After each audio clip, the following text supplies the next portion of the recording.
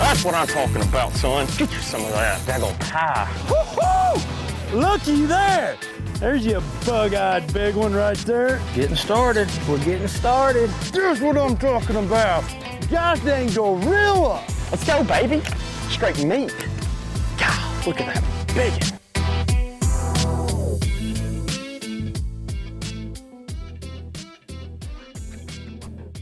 All right, welcome in everybody to the BAM Pod. I'm your host, Big Ed, and on the line tonight, I went out there and I got this. You know, we're gonna have this kayak thing coming up at the Bass Angler Magazine tour, and I went out and I've got Amanda Brannon on the line. Amanda, welcome in. Hi, Ed. How are you? I'm good.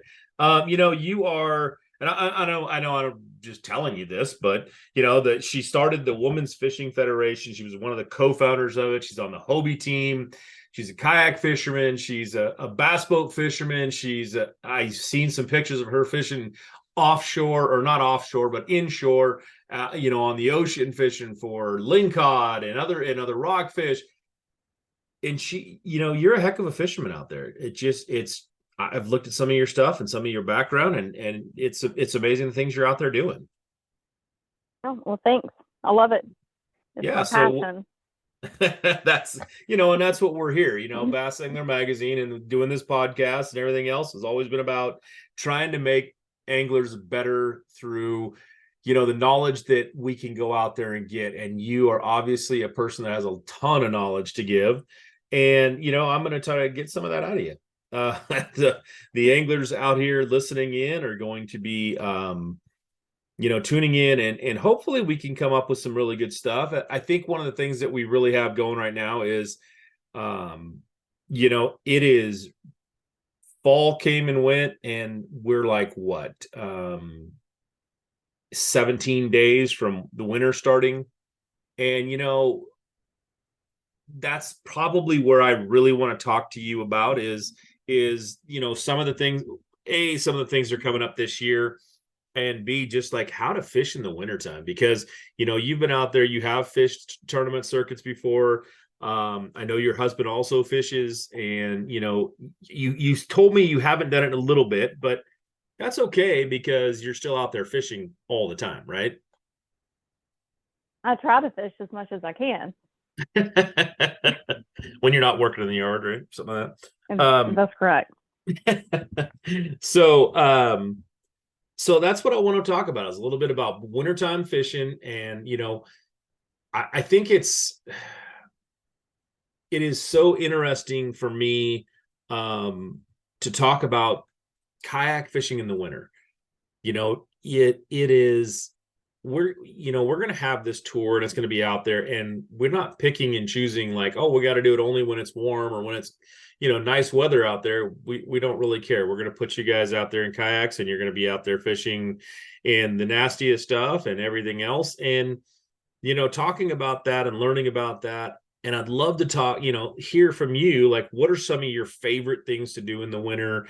What are your the way you approach it with a kayak, the way you approach these lakes? What are some of your favorite lakes this time of year?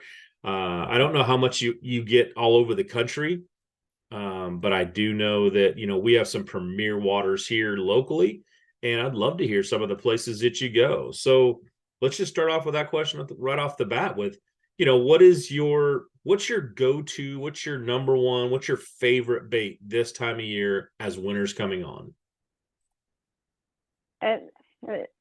Two baits, actually. The shaky head.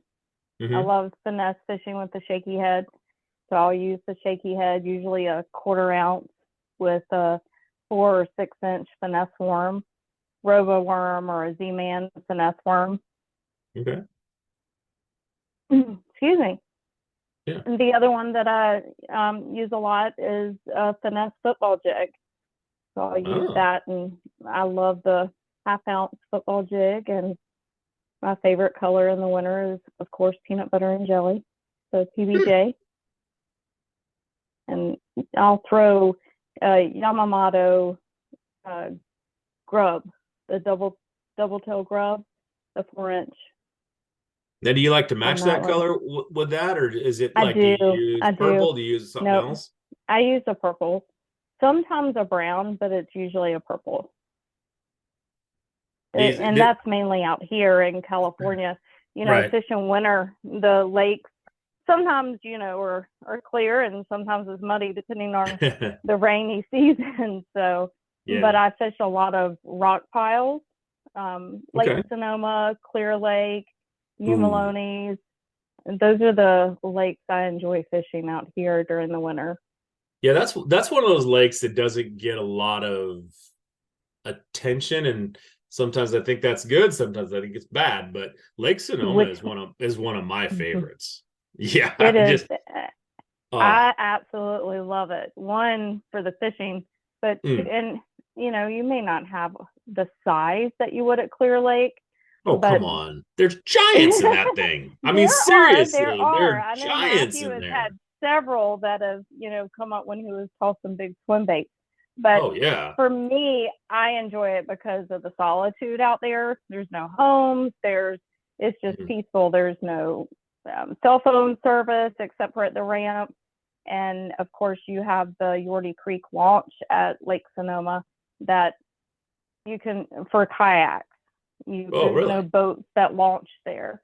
Oh, There's that's You can't that's take a good to know. trailer into Yorty Creek, so that's always a nice one to go and launch at and fish Yorty Creek and Cherry Creek and Lake Sonoma. But I enjoy that in the wintertime. Yeah, I had my first experience up there and I think I ended up with a fourth place on that lake, but I was absolutely amazed. I caught most of my fish all on top water. But it was the size of some of those fish that was in there was just crazy. I mean, I was seeing like 7, 8, 9 pounders regularly, and pluses on a every once in a while basis, just following my baits. It was Mm-hmm. crazy. It was crazy. But that's a fun fishery up there. The other one, you mentioned is Clear Lake, and that's another one that's going to be coming up here shortly. For in February, we're going to do I don't, it's like a jackpot thing. We're basically just doing some um what's it called, just we're trying to get the system all up and make sure that everything's running smoothly, and we kind of get a nice little test run on the Mm-hmm. bass circuit. So that's another fishery we'll be at. And wintertime is one that you've mentioned a couple baits there that I think the one thing I'm seeing with both of those is the ability to work them very slowly. Is that why you like them so much, or is it just their fish catching ability, or what is it that draws you to those? Because No, those are very bottom oriented, very kind of expand a little bit, I guess I should say, on how you have come to those as your favorites compared to some moving baits or things like that. I tend to fish slow moving baits in the winter. The fish are slower. I don't use a reaction bait in the wintertime. Very rare. I mean, I'll use a spinner bait, but my go-to baits are always going to be that football jig or the shaky head, and I fish it very slow on the bottom. I'll take the football jig and throw it over on rock Mhm. piles and just kind of bounce it, on the bottom. Do you try to do your best to keep it in contact, either one of those, or is it more of you want it to hop up so that they can see it? Is it Hmm. how what's your Yeah. approach to, what's your approach? Are you trying to make some commotion with it, or and just know that it's Yes. down there I and you can mean, I'm stop not it? just I'm not slow dragging it by any means like you would a drop shot. Mm-hmm. God forbid. I don't like a drop shot. Honestly, I don't think I've ever caught maybe one fish on a drop shot before and a Ned rig. Wow. Those are just two that I don't fish. Yeah. Mainly because Matthew has taught me a lot of the techniques that he uses, and those are two. He refuses to use a drop shot unless he absolutely has to. So, um, but no, I'll with the shaky head, I'll shake the tip of my rod some and get it to move a little bit and slowly reel it back in. With the Mm-hmm. football jig, I mean, I jig it, just Yeah. very slow, not not a fast jig, and work it back and let it drop, reel it a little bit and let it drop back down. I was going to say, how far off the bottom are you jigging that? Are you picking it up off the bottom 4 or 5? Are you stroking it where you're lifting it a foot off the bottom and then let it go back down? Are you a couple inches? No, not. It's not like jigging out, in the ocean or anything. It may be just a couple of inches, off the bottom, and letting it come up, and the fish usually grab it on the fall, as it falls back. Okay.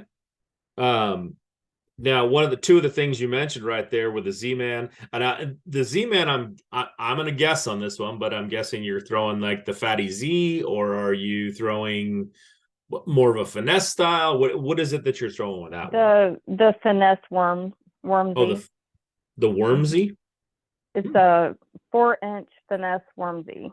Oh wow, 4-inch bait on that. Wow. And then in the same thing, are you staying that small with the robo worm? No, the robo worm is the 6-inch. That's the 6-inch one. Okay. Any specific color, just like this time of year, really stand out to you? You go with peanut butter and jelly with the jig, which is it's pretty standard color to go with on that. But what's the robo worm color that you like the most? And the chartreuse, and what is it? I forget the name of the color, but it's the blue and pink and chartreuse on the side. I think it's chartreuse, on the bottom. I'd have to go dig it out of the box and look. I can't remember, but it's the only color I use of robo worms. So I'm not very diversified in my colors. So. That's okay. That's kind of been the thing, over the years that everybody's gone to, to just keep it simple, because that's, once you find something that works, normally it'll work everywhere, and it's been, I think the days of people having 27 boxes in there and every single color under the sun, it has come and gone a little bit. And people are doing exactly what you're just talking about. They're keeping it, it's like, hey, I got 2 or 3 colors that I use and I stick with that. And they seem to do well wherever I go. Is that pretty, do you find that with what you have right there in the winter? Because, you said 2 places, but if you were to go somewhere else, would that still be your go-to, or are you trying to find something else as you go? Well, back home in South Carolina, it was always a green pumpkin or watermelon red lizard. So either Carolina rig, Texas rig, but that's what we always throw. And my son, if he calls and I'm struggling on the water, he's like, "Mom, put a lizard on, just put a lizard on," because that's what my kids threw. Growing up, they didn't have the knowledge like I have now, thanks to Matthew, teaching me all the baits and techniques and stuff. So, but it works, and that tends to be what we use back home, is more of the Carolina rigs and the lizards, or your trick worms. I don't throw jigs back home. Matthew does, but I don't. It's funny you threw one in there, the Carolina rig, and that's something that's come up quite a few times with people that I've been talking to this year, especially. And I think it's something that back in the, I don't want to say back in the old days, but back in the the earlier years of professional bass fishing, that was one of the staples, was Carolina rigging a lizard or a worm or whatever. And it seems like it's coming back around. And is that something that you said, hey, that's a kind of a staple from back, you said North Carolina or South Carolina? South Carolina. South Carolina. So I know those two are at odds, so I don't want to get it right. But you're all the way back there, and you're throwing a Carolina rig. You come back out here and you don't throw it as much out here? I don't, just because when I got into bass fishing competitively with Matthew back in 2016, I learned what he was throwing out here and what worked for him, which was the football jigs, the shaky heads, the underspin. There was a lot of different techniques that he was using out here I had never even heard of before. And so I then found the ones that I liked, and those are the ones that I use out here. But when we go home, I'm fishing, dark, murky water, Right. it's not Yeah. clear. And so it's just a different type of fishing back home. And I resort to what I grew up fishing, with, which was the Carolina rig, or Right. spinnerbait. Of course, Well, I will tell chatterbaits as this, well. So well, I'll tell you this, even if he won't tell you this, Carolina rigs work really good out here. You just that's what my son keeps change the saying. color. So okay. Yeah. Just You don't need change you don't need the dark colors as much. You need more natural colors. And that because you're, like you just said, you're fishing back in South Carolina, you're fishing darker water, you're fishing, crazy stain green or brown or whatever's up that day. And out here you can have 15, 20, 30, 40. I mean, Lake Sonoma, I'm sorry, but that lake can get clear. That thing gets, yes, it can. I had 35, 40 feet of visibility easy in that water is what I've found in there. And it's a good one for that. Do you, other than the rock piles, do you target anything specific in the wintertime? I mean, it's, this is, No. no vertical trees, no, you're just looking for rock piles. Well, And I mean, the big reason not necessarily. I mean, I'll fish the trees and stuff, but I tend to go through the rock points, especially in Sonoma. The rock points is what I enjoy fishing, because it's deeper and you have those ledges as it goes down, and I can work them. I just enjoy fishing those. The trees, now there are some trees on Lake Sonoma that I will go and fish my shaky head. My niece actually came out a couple of years ago. Both of my nieces came out, and I stayed home with one, and Matthew and I were supposed to fish the tournament that evening, and my niece went with him instead to fish it, and she killed him. She used my shaky head and my rod, and I think he weighed in one fish and she weighed in the other four. So wow. But and that was fishing some trees. Of course, the lake was down a lot then, due to the drought. So you had a lot of structure you could see that you normally cannot see. That was uncovered. But no, I'll fish the shaky head around trees. Bass Angler Magazine is your guide to better bass fishing. Bass Angler is dedicated to helping you catch more and bigger bass no matter what time of year or where you live. This is not your ordinary fishing magazine. Every issue is jam-packed with 30-plus articles from the world's best bass anglers. Bass Angler Magazine is available at bassanglermag.com, Tackle Warehouse, Bass Pro Shops, Cabela's, Gander Mountain, Walmart, and better tackle shops everywhere. Bass Angler also makes a great gift for any angler.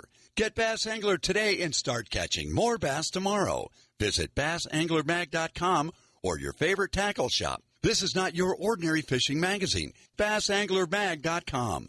Yeah, it's one of those things, that I don't know. I kind of like talking about that lake sometimes because of what's in there and what I've done up there and how I haven't been back. That's the problem. Gosh, I need to get it back in there. But it's When was a the fun. last time you went? God, I don't even know at this point. Probably. Wow. So 2011. Okay. Yeah. So you haven't seen it when the water is down and all the structures, the old home sites and everything. Nope, I never saw anything like that. Yeah. There's one, as the water was dropping a couple years ago, everybody was like, okay, what is that? Is that a grave site?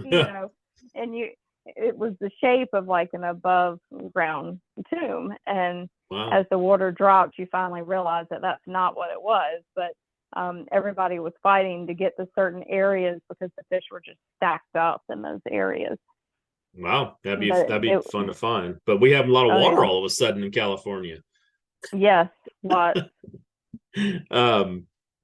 So go, and that's one of the things that, kind of going back, I like to compare the coasts. I mean, we're having this night, it's a good conversation with this South Carolina, California thing, because you're talking about waterways. You grew up back there. I'm guessing that's where you said that's where you grew up, was in South Carolina. Mm-hmm. Okay. Yeah. So, and then you come out here to California, you're talking about how different it is. And and I think that that's something that people, maybe I feel like a people that have been there understand the differences. And I've been back and I've seen the different waterways, and it is so different. And exactly what you're saying is, it's one, the lakes are not very deep.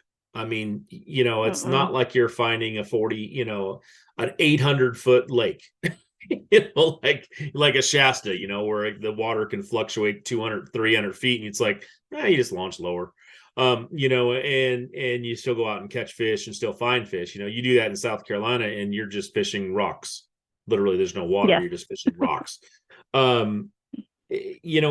Explain a little bit about that kind of, how that affects fish winter wise. I mean, we're talking about now you're going from, somewhat warm water out here on the West, and, you're talking about going into cold water. And that's that transition right there is a couple of things you said in here were, I can use that shaky head and work it slow. I can jig that jig a little bit slower. Do you find that it takes the fish a while to get back to active fishing? Or when you're out there, is it just like, I just know they're slow this time of year and I'm going to fish that way? What's that big transitional difference, between the fall and winter time? Well, for me, Yeah, because I don't follow, the temperature. I'm like, you're a hardcore fisherman. I don't keep track of the moon phases and the water right. levels and all that. When I go fish, I go fish. But Right. if I have to put on a beanie and gloves and I'm, bundled up in my AFCO gear, I know that I need to be fishing slower. It's, it's, I guess the temperature is that what you're asking? Yeah. When Well, yeah, I'm just kind of, you basically described it really well, because I think, and don't get me wrong, I believe that most people there are very few people out there who are, the all the time pros. Hey, I'm going to watch the moon. I'm going to watch this. I'm going to watch that. I'm going to see what, when the barometric pressure. Most people are just like what you described. They are people who are getting off of work. They're going, hey, I'm going fishing this weekend. Woohoo! I get to go fishing this weekend. That's all I care about. And are there fish in the water I'm going to?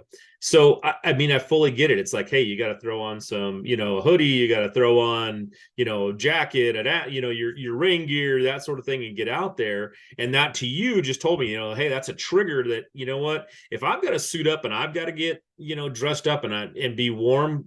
Now, fish don't really care what temperature it is outside, because they only care about the water temperature. But what you said is, if it's that slow or if it's that cold, the fish are probably cold also and not moving. That's what you're going. That's where you're going with that, I'm guessing. Yes. Yes. Right. Yes. So yeah, you gotta think like a fish sometimes. Yeah. and that's it. I mean, I've been to Clear Lake when it's like, you move the bait an inch in an hour. It feels like it anyways. But yeah, I mean, you're trying not to move much because those fish are not willing to. When that happens, and there's and those also become that out lockjaw. here. Yeah. Well, what I was going to say is, out here that you had hit on how deep the water is. Right. And back home, it's shallower. Now, you do have deep water lakes like Lake U.S.A, but I grew up on Lake Murray. So that was a man-made lake, and it's not deep. Right. We do have rocks, and we have grass, and we've got timber, but it's not a deep lake. So here, those fish have depth. They, in the wintertime, you're finding those fish a lot deeper. And back home, I never fished that deep. If Matthew said, hey, you really need to be fishing, 25, 30, 40 feet. I'm like, huh? That much line? Is that how much line is on my reel? Because, growing up, it was not like that. So, but here the fish move, to deeper water. You don't find them in the shallow water at Sonoma or, Clear Lake like you would back home. And that's mostly because that's just not there, right? I mean, they can find it. Mm-mm. They can find a temperature at a different depth that they're more suited to. Because Correct. I'm getting, because what I want to notice with, when you're, and this is, I'm trying to figure out how to say this correctly, but so you're on your kayak and you don't have a lot of the, I guess, the same ability to know where exactly those fish are sitting when you're in the kayak, or do you now with the electronics and the the different things? Are you set up with all that? Compared to being in a boat? Yeah. I mean, there's no difference. There's Whether no you're in a difference boat anymore. or a kayak. Mm-mm. Now, there are still kayakers out there that choose not to use electronics, but there are, I run a Humminbird. Matthew runs a live scope. Live scope nowadays is, kayakers have them, and they're running double units. They're running a live scope and your regular forward-facing sonar. I mean, it's just the ability to put electronics on a kayak is there. So if kayakers are fishing without them, they're fishing based off of instinct. They're not, using the electronics. But electronics are winning. There's people. We fished the team tournament, the U.S.A bass team tournament, a couple of weeks ago. The winds were terrible. It was raining, swells. I mean, some of us even came off the water early. We were like, there's no reason we should even be out here right now. But the guys that won, it's because they had live scope. They were dropping a jig and, around brush piles and 20, 25 feet of water, but they were using their live scope to find those fish. And so they would go up and, they would see a fish and they'd catch it. I mean, it's a video game. Yeah. Almost. And that's, and that's really that's become a word right there is, I'm video game fishing. And that's, looking at fish, watching them eat and throwing out there and watching them eat your lures. Bringing that back a little bit. Now you're on Team Hobie. For everybody out there, she is sponsored by Hobie, and she's in one of the I've always heard this is one of the better boats out there for the kayaks. And one of the things when you were talking about that, there's electronics on everything. Can you get motors on these things now? Can you how far can you go with a kayak to where you feel comfortable with it? I have a Torqeedo 1103. Matthew and I both do on the back of our kayaks. And that's a motor? And that is a trolling, what you would consider a trolling type motor, but it is mounted on the stern of our boat, and we have a throttle. I can, depending on the conditions, my kayak fully loaded, I can go anywhere from 5 to 6.5 miles an hour. If I wanted to put my pedals in and pedal, I could go faster than that. But to me, that's the point of having the motor back there. Some anglers have a motor guide or a Minn Kota mounted on the bow, and they have a Torqeedo or a Newport mounted on the back of the kayak as well. Some tournament series only allow you to use one of the motors. And I think the Gambler series, the U.S.A Bass Gambler series, is going to allow you to use 2 motors this year. You can use one or the other, I believe, to get to where you're going, and then have the other one with spot lock on, because that's the issue with Torqeedo. There's not a spot lock. However, if you use it enough, how to spot lock it, based on the current and wind, you can figure out what speed it needs to be and what angle your boat needs to be positioned in order to keep it where it needs to be. Yeah, and that's to me, that's a game changer. I mean, I think I think looking at all these things, of every piece of technology out there, I've always said that the one that gets me, and I think has been the biggest game changer of all of them, no matter what it is, has been spot lock.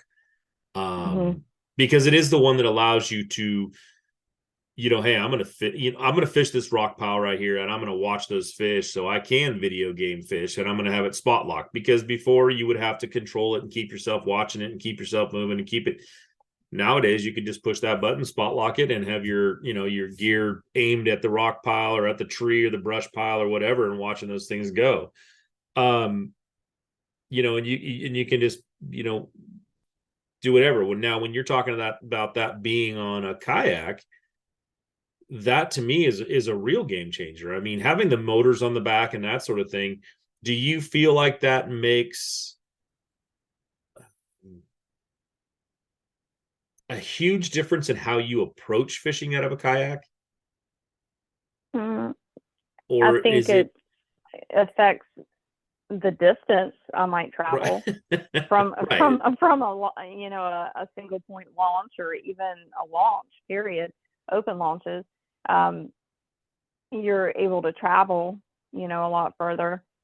Yeah, I'm able to really position myself. Yeah, I'm able to position myself. I don't even put my pedals in my kayak. I have it the whole plugged, and the pedals are behind my seat, and it allows Diesel. I fish with my dog, and so it allows him to, be in the front where I am, but most of the time, he's perched up on the front of the boat. That's his spot he's claimed. But it gives me more room not having the pedals.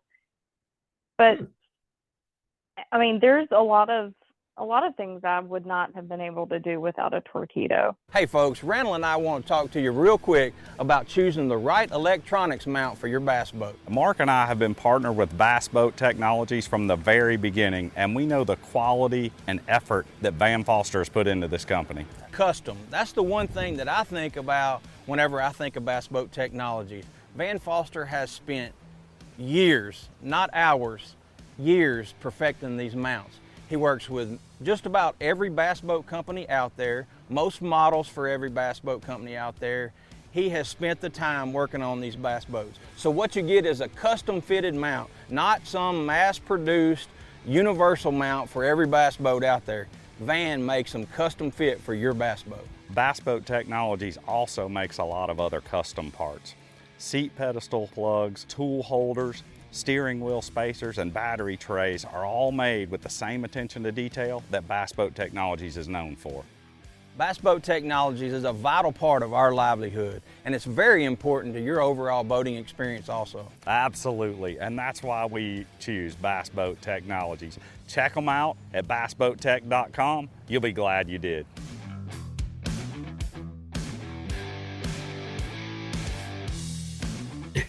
Going the distance.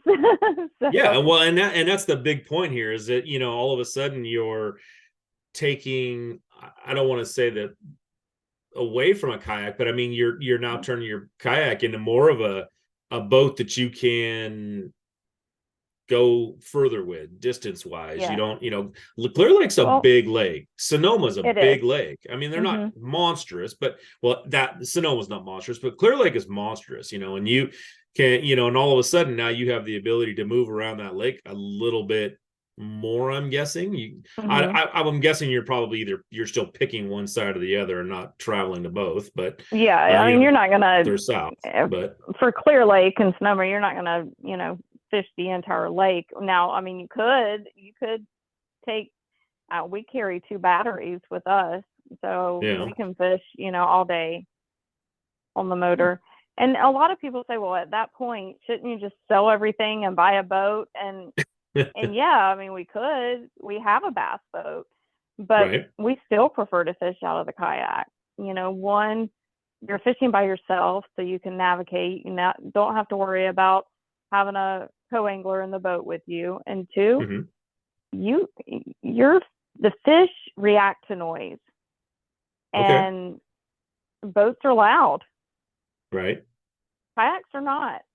Well, they can be depending on the angler in the boat, but Right.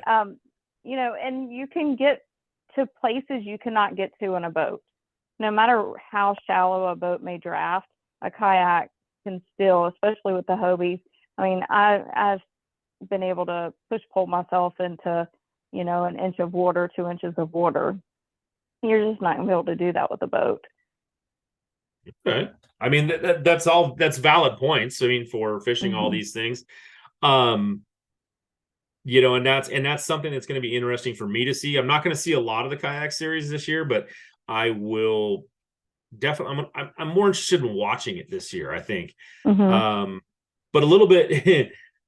But a little bit back to, you know, some of the things we're talking about with this wintertime fishing. And this is the important part for me with the kayaks. And, you know, you're talking about, being in a boat or being in a kayak in the middle of the rain, this, you know, the snows, the everything else. Would it just be easier to be in a bass boat? Is it not as easy? Is it something like that? Because now you're talking about, you know, trying to fish for these fish that are cold and they're, you know, they're lethargic. Is it easier to go slow in a kayak compared to your boat? Is it, you know, or is it just, like you said, is the noise something that they react to in the wintertime? Have you found there to be a difference in that? No, I mean, I think it's a little bit of both. I mean, we fish from a boat in the wintertime as well, but being in a kayak, whether you're in a kayak or a boat, if it's raining and snowing, you're going to be wet. You know, you just need to make sure you have on the proper gear, and not out there in a sweatsuit. So I always, you know, harp on everybody to make sure that they are safe first in the winter, and that's by wearing, you know, the proper gear in the winter. But no, I mean, I don't think it matters whether you fish from a kayak or a boat in the winter, and the noise could make a difference. You know, I think a boat, like coming in, for me, sitting in a kayak and you have these boats just come racing towards you, and all of a sudden they let off the throttle and here comes the big weights, and you know, I think that can scare the fish, definitely. But no, I think either way you could fish from the kayak or the boat. Okay, I'm going to ask this question because this is one that you just basically said it in there. What is a little bit of etiquette for guys who are running around in bass boats and you guys are on your kayaks? Tell me a little bit about what you kind of expect, because there are some, I don't want to say harsh things that go on out there, but there are definitely, you know, you just like, hey, here comes a big bass boat and he lets off the throttle and, you know, here comes the big waves. What is the etiquette that you as an angler who's been in both a bass boat and in a kayak that you're looking for when you are in the kayak and you go, hey, you know what, you come by me at, you know, 80, I don't care because the wake's small? Or is it more of a, don't slow down. Do not slow down, just keep on going. And as soon as you slow down, it's gonna make a huge wake. But and I think that's what I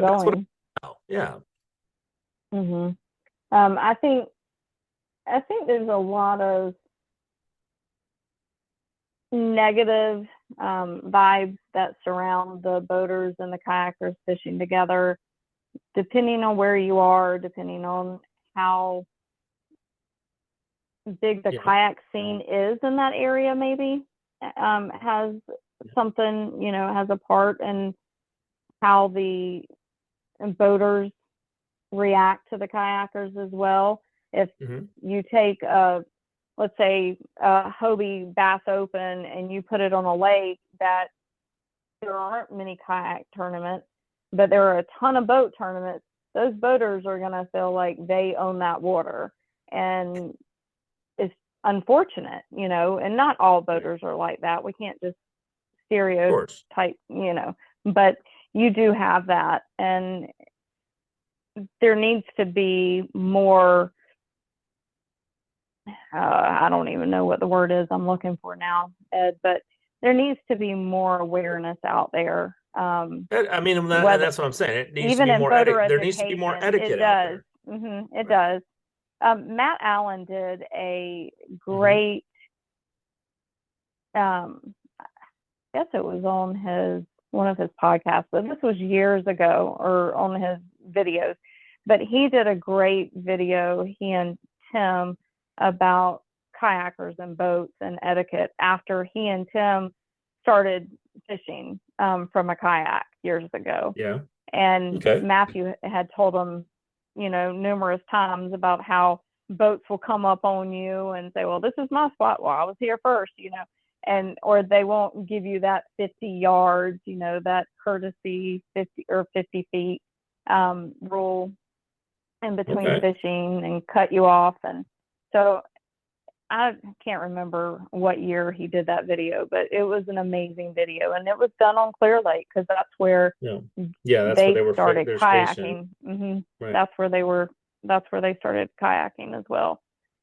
And I think that really comes down to a little bit of etiquette and a little bit of just respect. I mean, yes, and I get that guys in a boat, in big boats, they put $70,000 into this thing. They go out there and it's like, I'm fishing out here. That's I am more important than you because I'm fishing out here, which is just not true. I mean, this is one of those. Well, and it's sad. I experienced that fishing for a monthly tournament once, and had a boater that came up on me and started fishing right beside me, and I'm known to speak my mind at times, and my husband's like, oh, great, here we go. And I said, hey, do you mind, giving me some space? Well, it was a Wednesday night. I'm fishing the Wednesday nighter, and it was on Clear Lake, the Wednesday nighter, Clear Lake, whatever it is they have up there. And I said, well, I'm fishing an event too, and it's the end of the month, and I'm here fishing for a tournament. They didn't care. They just stayed and were fishing. And so I just started casting towards them, and stood there and kept my spot. I wasn't going to let them run me off. And eventually they left after I let them know that, they needed to move. So, but I mean, you have boaters like that. And then you get boaters that are, respectful, and they will come up and they will ask, or vice versa. I know my good friend Christine, she has had several tournaments where she will, she'll say, hey, look, I know you're fishing this, but this is where I was pre-fishing and I'm in the money. Do you mind if I just fish here for a little bit? And she'll fish with them, or the people will say, hey, no, you take it, and those boaters leave. So it's a mutual respect. It can't be a one way. We can't think that the boaters owe us that respect. It has to be both ways. That's good to hear. I mean, and because that is the way I think it should be out there anyways. And and especially this is I think with with a little bit of what we talked about, where you now have some motors on your boats and you can get around. You're talking, you're driving at 4, 5, 6 miles per hour, where I'm doing 65 miles per hour. So I get the difference, and I get the respect. It's like, hey, it took me half an hour to get here, and it took you 10 minutes, and I get that. So I can understand the respect part of that, and especially this time of year. Like I said, with winter here. You just did a half hour in that rain. I did 10 minutes, right. And I get that. And it's like, so that having that respect, having that, courtesy, I guess, is on the water both. And like you said, both ways. And maybe something that I pull up and it's like, gosh darn it, I was here and I've been wrecking them right there. And they're just doing it wrong. I got to fish it.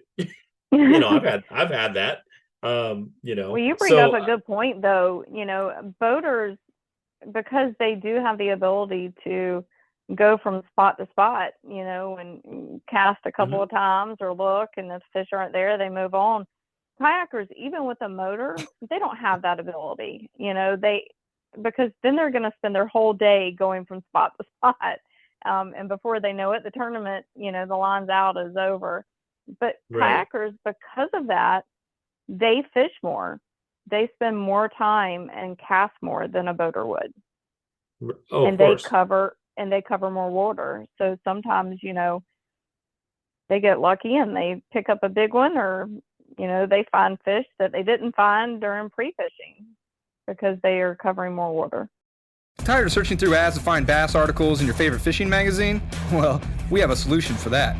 Introducing Bass Angler Magazine, with over 30 articles in every issue, filled with tips and techniques to help you catch more fish. Follow the pros as they publish the most up-to-date seasonal methods to catching bigger bass. Whether you're a beginner or professional angler, make Bass Angler Magazine part of your gear today. Be a part of the fastest growing bass publication in the nation. Log on to bassanglermag.com with code TV and save 20% when you subscribe now. Yeah. Well, they're covering, and I think by what you mean when you're saying they cover more water is that they are using the area that they have more efficiently. They're staying on water that other people might make 3 casts at and then go, nope, they're not here, they're not biting, I'm out of here. Where you're making 300 casts and compared to the 3 casts. Right. So I think that's where we're trying to go with that, basically. But and it's one of the things that's been talked about quite a bit, and we've had it on this show too. Some other kayakers that have come on and talked about that and said, it makes me a better angler being in a kayak, because I can't just take off and run 50 miles and say, I'm going to fish here now. You're kind of, I don't want to say you're stuck there, because you're not, but you're at that point where you know what, I know there are fish here and I'm going to figure out how to catch them. And I think that's an important thing to say. And I think, one of the, I don't want to, put words in your mouth or anything like that, but I think when it comes to wintertime fishing, that makes you that much better angler, because most of those fish, you can work a lot of your area over slower, more methodically, more, just really get in there and, hey, I know there's fish here. I know they're going to bite. I just have to figure out how to make them bite. Is that basically how you feel about this? Yeah. Yep. You said it. All right. Well, good. I mean, just listening to you talk about it, that's what I was kind of, it's, and I get that from a lot of anglers now, is that this is like the last thing I want to see is Ken Mall on a kayak at this point, because if he's going to become that much of a better fisherman, I don't want him in a kayak, leave him in a boat. Because this is such a tough time of year for a lot of people. I mean, and I've been out there too, where it's like, you get on the water and you have bad days, because it's I've got to move just super slow and I'm not used to it. I like to throw the reaction baits. I want to throw a spinner bait. I want to throw this, or I want to throw a topwater, or I want to throw whatever it is. I want to throw something quick, fast. I want to catch those fish. And what you're talking about today is the 2 major baits that you fish. Neither one of them are fast moving. They can be, I guess, if you wanted to, but for the most part, a quarter ounce shaky head and a half-ounce jig are not what you would notoriously think of as, quick moving baits for fish. They're definitely slower baits. Now, with that said, what bass do you like to target the most? I mean, coming from South Carolina, you're almost exclusively fishing for largemouth, right? And out here, you have an option. You have smallmouth, spotted bass, largemouth. This time of year, do you find one that you want to target more than the other? Spotted bass. Spotted bass? Mm-hmm. Okay, so now picking lakes like Clear Lake or even Sonoma, those don't seem like the best places to go for spotted bass. Oh, New Melones? Yes. Yeah. Okay. I love going to New Melones. is that your kind of your go-to for this time of year? Yes, yes. And That now, or Sonoma, Lake Sonoma. Lake Sonoma has spotted bass in it too? No, but you Okay. said go to lake, so.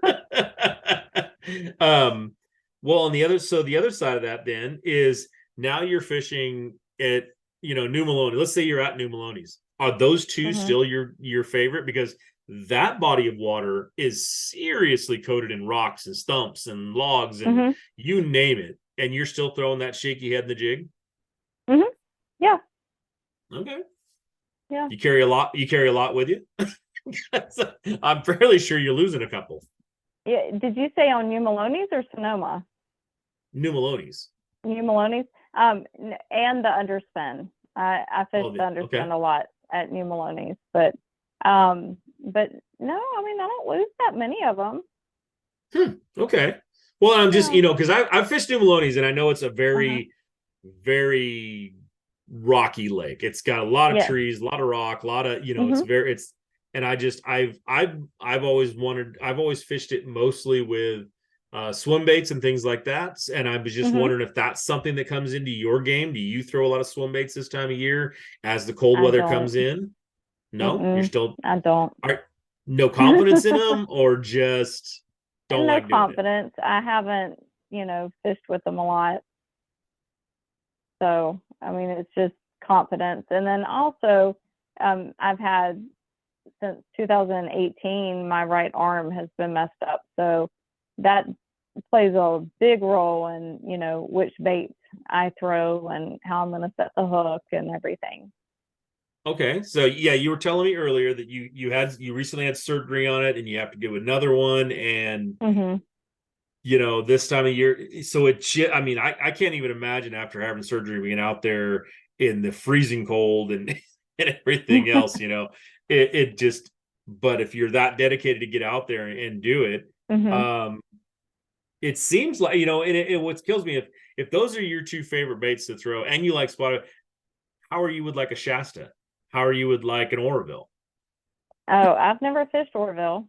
I fished Shasta once and I used football jig and caught lots of fish that day, but didn't catch many.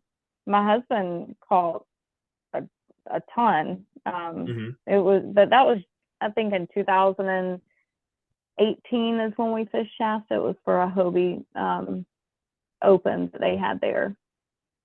Okay. But I fished Comanche. I've I didn't fish Tolek.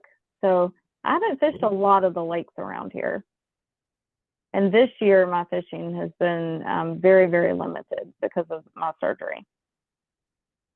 I did go to Hawaii, though, with a girlfriend, and we went fishing for GTs, and because I love salt fishing, saltwater fishing. That's my go-to. I mean, I like freshwater, but I prefer saltwater. I grew up, catching redfish and trout and flounder. And out here, of course, the season is closed right now for kayakers, but so I can't get out and catch the lingcod or go rock fishing. But yeah, that was another question I was going to ask, because I had seen that you've been out in the ocean with it, and I think this is one of those things where people really get perplexed, I guess, mostly is how you get out there on the ocean and fish out of those kayaks with, on oceans like that and catching fish. And then one of the other questions I really had for you was, you co-founded this Women's Fishing Federation. And I'd love to hear a little bit about what that entails and why did you start it? And was it just for the West Coast thing? Is it something you've done other places, or is it just out here? It's nationwide. We started it back in 2019. Mel Isaacs and Christine Fisher and I co-founded it together. It's to get ladies involved in fishing. Basically, we had a group of ladies back in 2019 that were chit-chatting, and they're like, you know what, we need to have an event where we can learn how to do XYZ and all meet up. And Christine and Mel and I got together and we said, okay. So our first event was held in Branson, Missouri. And we had over 50 women attend the event. And it was such a hit that we've had an event every year except for COVID year. Many sponsors back us. We've got coming in for 2024. We're going to continue our online series. We have an online tournament series to introduce women to tournament fishing for those that want to get involved in tournament fishing. And we're going to take our tournament series from freshwater and expand to redfish as well for next year. And we're looking to have three in-person events next year, one in Missouri, because it's going to be our 5-year anniversary. So we're going to take it back to Missouri. We are going to do one out here in the West Coast. Aaron Mathis is going to come on and help me with that out here, along with Claire Rickaball, Kanani Wong. There's lots of wonderful women out here that are willing to help. Rachel Uribe is another one that I would reach out to help with those seminars. And then we're going to add a saltwater event. I'm looking at either Corpus Christi, Texas, or somewhere in Louisiana for the saltwater event. Now, are all these based out of kayaks, or is this a... No, it's whatever the women fish from. We've had ladies show up. This year we went to Indiana, and we had a lady that showed up and she had never fished from a kayak and walked away. She won the kayak. Every year we try to give away a kayak because it's a lot easier to get a kayak to give away. And it's easy for women, to take a kayak on the water versus a boat most of the time. But she came and she banked fish, and she ended up taking home the kayak. So it was pretty cool. Wow. Okay. So what are the main fish you're fishing for? Is it bass? I know you said redfish is coming in there. Have they been bass fishing tournaments for the most part? For the Women's Fishing Federation? Yeah. Yes. Our online series is just bass. Okay. They've talked, the tournament director, Mel Isaacs is the tournament director for the series, and she's talked about expanding it to crappie. But for 2024, we're going to expand just to redfish. So don't kill everybody's spirits here, but so someone that had never fished before, really, came in, decided to bank fish, and beat everybody in a boat. And took home a boat and had never done it before. Well, it wasn't a tournament. Okay. Yeah, she won the kayak in a raffle. So our live events are educational. I mean, that's our purpose. Our purpose is to educate and support these women and bring them into a group of ladies, showing them camaraderie. Our new slogan that we have is casting out the impossible and reeling in potential.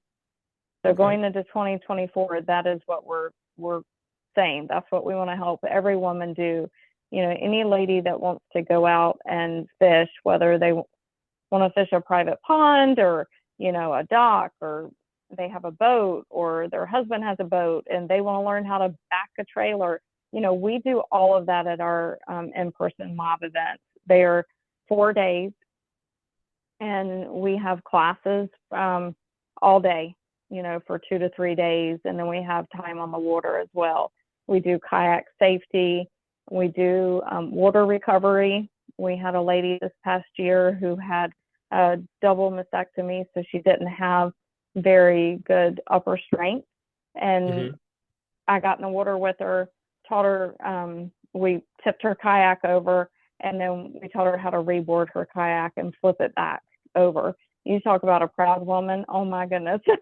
She was, when she was able to get back onto her kayak, it just brought tears to everyone, because that's important to know how to do that. There are grown men that don't know how to reboard their kayak if they flip. So those are the classes that we teach. It's not necessarily a tournament. It's not a tournament at all. So we do knot tying, technique specific classes, how to back a trailer. So we have classes and teach the women, and then they go out on the water, and we've got ladies that have been coming since year one that are now mentors to these other ladies, and they are already working on starting chapters in their own individual states as well. So well, that's amazing. I mean, that's great. I mean, it's great that that's out there. It's great that you know, that you came, that the three of you basically came up with this and have put it forward and have really made it work. And you know, you said this is what how many years have you been doing it? 5. Next year will be 5. It's gonna be 5 years. Okay, so yeah, it's I personally think that's all important. Everything in there. I mean, there are plenty of women are not exclusive in the fact they don't know, you know, they don't know this stuff. I think that there's a ton of men who could really use a good, you know, hey, you want to learn how to back a trailer? You want to learn how to back a trailer? I've been at those ramps, you know, and I think that ego gets in the way of a lot of people. But this is a great great thing that you're doing out there, the Women's Fishing Federation. You know, thank you for the knowledge. And we have about 3 minutes left here, 4 minutes left here. And I'd love to, you know, if you've got some sponsors other than Hobie out there that you've been dealing with or do in the way that people can get a hold of you if they want to, you know, are interested in getting into this a little bit more. So of course, Hobie, I have fished out of a Pro Angler 14 for several years. I also have an iTrack 11, and I love my Hobies. I've had multiple Hobies and wouldn't choose another boat if I had to. Torqeedo, been with Torqeedo since 2017. They're a great company based out of Germany, and their products are top notch, and they are leading the industry in electronic motors. Z-Man, Dakota Lithium Batteries, AFCO. I'm sure I'm leaving somebody out, and that's terrible if I am, and I do apologize. My husband, he's my biggest supporter, I think. But and then if anybody wants to help with the Women's Fishing Federation, they can reach out to me. My phone number is 843-709-4176, or we do have a contact form on our website as well. And our website is womensfishingfederation.org. We are a 501 nonprofit. So, and we are currently signing sponsors up for 2024. All right. That's what we need out there. And I just want to say, Amanda, thank you very much for doing this. I know you were sick last week or week before and, and just coming in and taking the time and doing this. And I really appreciate it. I got a lot of information out there, and I hope everybody on the, that's listening tonight, I got a lot of information. So wintertime fishing can be tough. And she gave you a couple good baits to go out there and try and get on it and how to fish them and where to get in there and look at it. She's, big fan of that. So yeah, thanks again for coming on and doing this.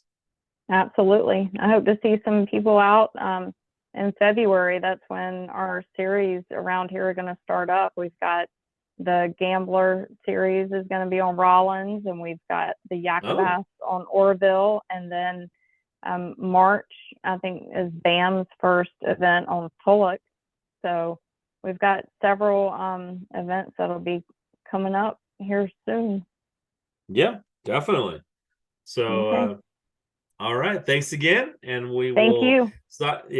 Thanks. We're going to sign off now. And thanks for tuning in and listening, and come back in a couple of weeks and we'll have another great angler just like Amanda.